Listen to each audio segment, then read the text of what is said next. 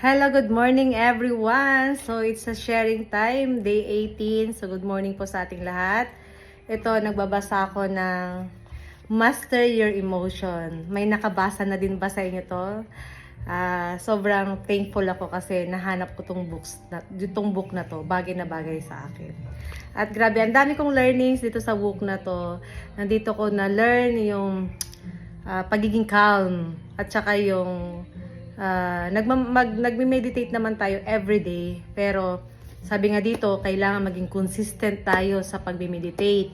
Pwede tayo mag-start sa 5 minutes, consistent, when 30 off. Diretso lang yan, 30 days na consistent na 5 minutes meditation hanggang magiging gamay mo na. And then, ang ganda kasi pag nagme-meditate ka, dito nagiging kalma ka sa umaga. Kasi kapag hindi tayo nakapag-meditate, pwedeng yung maghapon natin, pag may mga distraction na tayo dyan, mabilis uminit yung ulo natin. Kaya, ang daming learnings. Talagang thankful ako sa books na to. Actually, hindi ko pa siya nabasa lahat.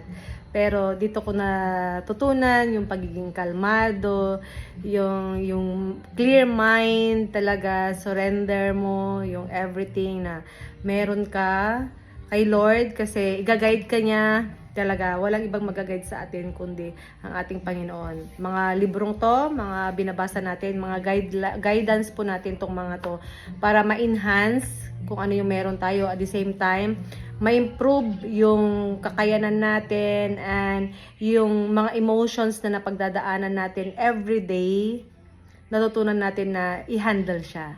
So, yun yung learning ko sa books na to. Thank you po.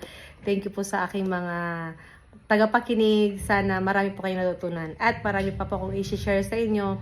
Kaya patuloy po tayong mag-aral. Hindi po natatapos yung pag-aaral. Kahit nag-graduate ka na, everyday marami po tayong natutunan. So, God bless everyone. Let's go!